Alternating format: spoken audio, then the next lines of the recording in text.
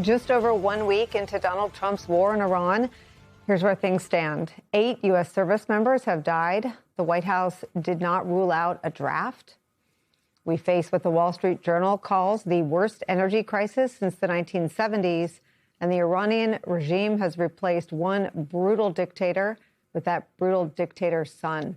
The war continues to intensify and escalate, with apocalyptic scenes of destruction unfolding in Tehran over the weekend.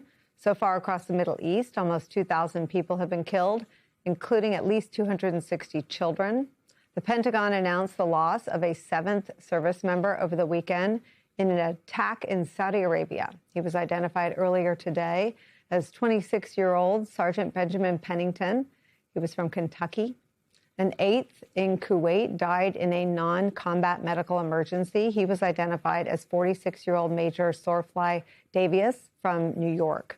The death toll could continue to rise if more U.S. ground troops are sent to Iran. NBC News is reporting that Donald Trump privately expressed serious interest in boots on the ground. According to that reporting, Trump's, quote, interest in deploying ground troops has not focused on a large-scale ground invasion of Iran, but rather on the idea of a small contingent of U.S. troops that would be used for specific strategic purposes, end quote. The economic fallout from the first week has been swift and has already proven to be dire. Wall Street Journal reports this, quote, the most severe shock to energy markets since the 1970s is cascading through the world economy. The disruption quickly fed into higher gasoline and diesel prices at the pump and higher mortgage rates and borrowing costs for the U.S. government, endangering Donald Trump's economic priorities. Oil prices are soaring, reaching more than $100 a barrel for period today. It's the first time that has happened in almost 4 years. And it is thanks to the fact that the war has essentially grounded the traffic through the Strait of Hormuz to a halt. In response to that, Donald Trump told Fox News yesterday this, quote, these ships should go through the Strait of Hormuz and show some guts. There's nothing to be afraid of, end quote. Here's how Trump administration officials are trying to explain away the startling jump in oil prices. And the other side here is that once this is over, then oil prices are going to be sustainably lower and in a safer position for years, if not decades, to come. Yes, we have a temporary period of elevated energy prices, but it will not be long. In the worst case, this is weeks. This is not months. And it leads to a much better place. What you're seeing is emotional reactions and fear that this is a long-term war. This is not a long-term war. But it's a temporary movement. With respect to what's happening with gas prices right now, this is a short-term disruption for the long-term gain of taking out the rogue Iranian terrorist regime. That message was echoed by Donald Trump, who posted this, quote, short-term oil prices is a very small price to pay for USA and world safety and peace. Switching to all caps, only fools would think differently, exclamation point. The promise of a long-term gain, though, runs into major problems. First, the Iranian regime shows no signs of backing down. Mujtaba Khamenei is the son of the late Ayatollah Ali Khamenei. He was chosen to be the new supreme leader, cementing the hardline theocratic rule in the country. Officials are worried that Trump's war has opened a Pandora's box with no clear endgame. New York Times reports this, quote, interviews with dozens of officials in the United States, Israel, Iran, and across the Middle East suggest that while American and Israeli military capabilities have proven to be overwhelming during the war's first 7 days, the violence that has metastasized across the region could yield all manner of fraught outcomes.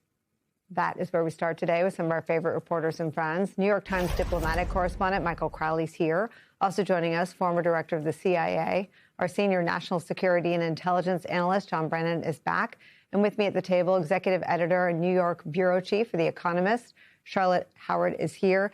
Let me ask you to start with what you could not make up, a more devastating sort of splash of economic headlines here in this country. Take me through the economic picture today.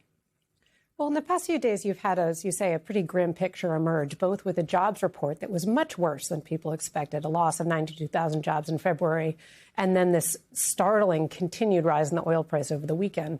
And what's so interesting about this, both in the short term and taking the bigger picture, is that Donald Trump's view on Iran was really forged in the 1970s and 1980s. You can go back to interviews with him there where he was very outspoken about the humiliation that America faced as a result of the Iran hostage crisis, as well as the oil pressure that came from price shocks in the 1970s. And here you have him, in some ways, in vindicating that supposed humiliation of the 1970s, replicating some of those economic conditions. You have high oil prices. You have real threats to the broader economy that could lead to that stagflationary picture. So, the thing that is most in Donald Trump's control to bring oil prices down is to end this war very quickly as possible. The idea that tankers should show guts it is sort of an interesting question of framing this as moral courage when the ships will just get blown up, right? That's not why they're going through the Strait of Hormuz. Right, the gas doesn't make it to the pumps if they get blown up either. Exactly. So it's sort of an illogical framing in terms of toughness, what is a security and economic decision. Mm-hmm. So I think that, Americans notice, of course, right, if the prices go up at the pump. So there's a real political pressure here, I think, on him now to do what he can to lower those prices again. What's amazing is he gives the State of the Union on a Tuesday. He launches the war late Friday, early Saturday, and his only economic indicator that he's boasting about in that speech is gas prices. Do you think he was unaware of what are the markets responding to? Either that he was unaware that he would launch the strike or unaware what the impact of oil would be? I sort of gave up a long time ago trying to understand Donald Trump's inner logic. Yeah. I don't think it leads us very far, but I do think what you can say is that he's offered no coherent explanation to the American people of precisely why now, nor has he offered a plan for a more stable Iran, nor has he offered a really compelling economic answer to, as we just heard, right, have guts. People who think this is going to go on are fools. There's this kind of moral condemnation that has nothing to do with policy. And so I think politically he's really running on the idea that vibes are going to carry him through. Vibes, i.e. we're being strong. And this sort of display of American strength is the thing that will give people confidence. And I think you're seeing in the markets right now that is not a compelling answer. Director Brennan, your read of this moment. It's a difficult read, that's for sure. And I certainly agree with what Charlotte is saying, that this is something that I think is going to go on for some time. And I think it just demonstrates that Donald Trump, ever since he assumed the presidency the second time, he's been very tactical. All of his steps don't take into account the second, third, and fourth order effects, whether it's tariffs or whether it's the deployment of ICE or whether it's a military operation in Iran.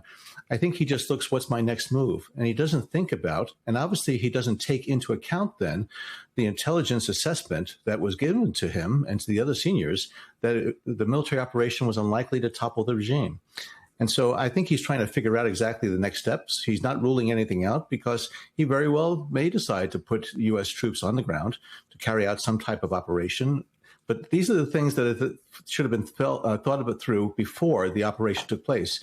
There was no coordination at the very beginning in terms of either consistent messaging on the rationale and objectives, and as well as other issues such as, making sure that there's going to be evacuation capabilities in place in the Gulf for U.S. citizens. And so there are a number of things that just make me believe more and more that he is taking things not just one day at a time, but almost 1 hour at a time. And he's going to go with his gut, again, irrespective of what the strategic implications are down the road.